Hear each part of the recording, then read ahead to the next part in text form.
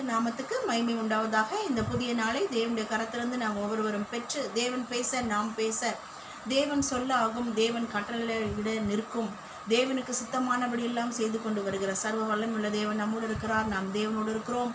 அவர் உத்தமனுக்கு கர்த்தர் துணையாக இருக்கிறார். அவருடைய துணையினாலே எல்லாவற்றையும் நாம் முற்றும் ஜெயம் கொண்டு இறுதியில் நம்மை செழிப்பின் மேட்டிலே ஏறி வர பண்ணுகிற தேவன், பனையைப் போல செழித்தில் ஈவுள்ள கேதுரு மரத்தை போல வளரச் செய்யும்படியாய் நம்மோடு கூட இருக்கிற தேவன் பெரியவர் என்பதை நிரூபித்துக் கொண்டே தான் இருப்பார். ஆகவே அவருடைய கிரியைகளுக்கு, அவருடைய வல்லமைகளுக்கு முடிவில்லை. அவர் ஆச்சரியமான, எண்ணி முடியாத அதிசயங்களை, ஆச்சரியமான பெரிய காரியங்களை திரைக்க முடியாத விதத்திலே தொடர்ந்து செய்வார் என்பதிலே கொஞ்சம் கூட ஐயப்பாடு இல்லை. ஆகவே இந்த நாளை தந்த நம்முடைய சர்வ வல்லமையுள்ள ஆல்மைட்டி பவர்ஃபுல் காட், அவர் லவபிள் ஆக்ஷன் ஹீரோ இயேசு கிறிஸ்துவின் நாமத்தினாலே உங்கள் யாவரையும் நான் ஆசீர்வதித்து வாழ்த்தி நம்முடைய நேசருக்கு இருதயத்தின் ஆழத்திலிருந்து நன்றிகளை செலுத்துகிறேன். இன்றைக்கு கர்த்தர் ஆதாரமாய் கொடுத்த வேத வசன பகுதி சங்கீதம் 66:12 சொல்கிறது, மனுஷரை எங்கள் தலையின் மேல் ஏறி போக பண்ணினீர், தீயையும் தண்ணீரையும் கடந்து வந்தோம், செழிப்பான இடத்தில் எங்களை கொண்டு வந்து விட்டீர். ஸோ மனுஷர்கள் தலையின் மேல் நடந்து போனார்கள், தீயையும் தண்ணீரையும் கடந்து வந்தோம். ஸோ பாடுகள், உபத்திரவங்கள் எல்லாம் தீயையும் தண்ணீரையும் கடந்து வந்த எக்ஸ்பீரியன்ஸை நாங்கள் கடந்து வந்தது உண்மைதான். ஆனால் அதன் முடிவோ செழிப்பான இடத்துல எங்களை கொண்டு வந்து விட்டீர் என்று சங்கீதக்காரர் சொல்லுகிறார். ஸோ எத்தனை பாடுகள், உபத்திரவங்கள், கஷ்டங்கள், வேதனைகளை நாம் கடந்து வந்திருந்தாலும் முடிவை நமக்கு சம்பூர்ணமாய், ஆரம்பம் அற்பமாய் இருந்தாலும் முடிவை சம்பூர்ணமாய் முடிய பண்ணுகிற தேவன் நம்மோடு இருக்கிறார். அவர் உலகத்தில் இருக்கிறவர், நமக்குள் இருக்கிறவர் பெரியவர். முடிவிலே நம்மை மகிமையிலே நம் தலையை உயர்த்தி மகிழ பண்ணுகிற கர்த்தர் நம்மோடு இருக்கிறார். ஆகவே நம்மை செழிப்பின் மேட்டிலே ஏறி வர பண்ணும்படியாக கர்த்தர் செயல்பட்டு கொண்டிருக்கிறார்.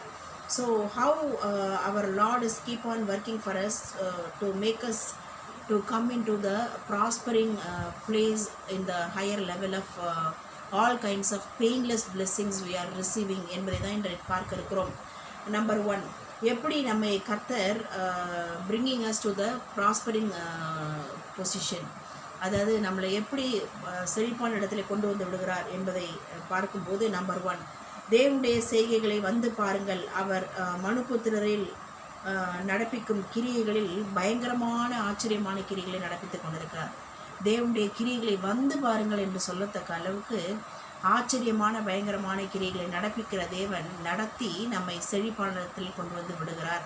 ஸோ தேவனுடைய செயல் ஆச்சரியமும் பயங்கரமாக இருக்கிறபடினாலே அவருடைய செய்கைகளின் நிமித்தமாக, அவருடைய வல்லமை வெளிப்படுவது நிமித்தமாக நம்மை செழிப்பான இடத்தில் கொண்டு வந்து விடுகிறார். நம்பர் 2, கடலை உயர்ந்த தரையாக மாற்றினார், ஆற்றை கால்நடையில் கடந்து போகிற வெட்டாந்தரையாக மாற்றினார், அங்கே அவர்கள் களி கூர்ந்தார்கள்.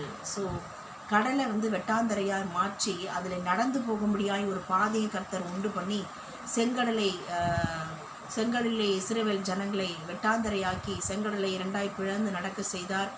அந்த செங்கடலிலே பார்வோனின் சேனையை கவிழ்த்து போட்டார், அழிந்து போக பண்ணினார். ஆனால் இஸ்ரவேல் ஜனங்களையோ அழகாக களி கூர்ந்து அதில் நடக்க பண்ணினார். ஸோ எத்தனை தடைகள் இருந்தாலும் அதெல்லாம் உடைத்து நொறுக்கி கர்த்தர் நம்முடைய வனாந்திரத்தை செழிப்புள்ள வயல்வெளியாக்கும்படியாய் மகிழ்ந்து களி கூறத்தக்க பாதைகளை அவரே உண்டு பண்ணி நம்மை நடத்தி நம்மை உயர்த்துகிறார். நம்பர் 3, அவர் நம்முடைய ஆத்மாவை உயிரோடே காக்கிறார். நம்முடைய ஆத்மா மரித்து போகாதபடிக்கு ஆத்மாவை உயிரோடே காத்து நம்மை செழிப்பான இடத்தில் கொண்டு வந்து ஆத்ம சந்தோஷத்தை கொடுத்து மகிழ்விக்கிறார். நம்பர் 4, வெள்ளியை புடமிடுகிறது போல கர்த்தர் நம்மை புடமிடுகிறார். ஸோ நம்மை எல்லாவற்றிலும் சிக்ஷைகளை கொடுத்தாலும் அந்த சிக்ஷை நம்மை அழிப்பதற்கல்ல, உடைப்பதற்கல்ல, நாம் ஒவ்வொரு நொடியும் உருவாக்கப்பட்டு கொண்டு வருகிறோம். ஏனென்றால் ஏற்ற காலத்தில் உயர்த்தும் வரை பலத்த கரத்துக்குள் அடங்கியிருங்கள் என்று பேதுரு சொல்லியிருக்கிறாரே, 1 பேதுரு 5:6. ஆகவே அவருடைய பலத்த கரத்திற்குள்ளாக, கர்த்தருடைய கரத்துக்குள்ளாக இருக்கிற நம்மை கர்த்தர் உயர்த்தி கனம் பண்ணும்படியாய் வெள்ளியை புடமிடுவது போல நம்மை கர்த்தர் உருவாக்கி கொண்டிருக்கிறார். ஆகவே வெள்ளி புடமிடப்பட்ட பிறகு எப்படி அது கிளிட்டரிங் சில்வராக மாறுதோ, எப்படி ஒரு கோல்டு பல ஸ்டேஜில் அது உருக்கி செய்யப்பட்டாலும் the end result will be shining gold, 24 carat hallmark gold என்று சொல்லத்தக்கதாய் கர்த்தர் நம்முடைய முடிவை ஷைனிங் ஒரு மெட்டலாக, ஷைனிங் கோல்டாக நம்மை மாற்றும்படியாய் கர்த்தர் நம்மை உருவாக்கி கொண்டு வருகிறார்.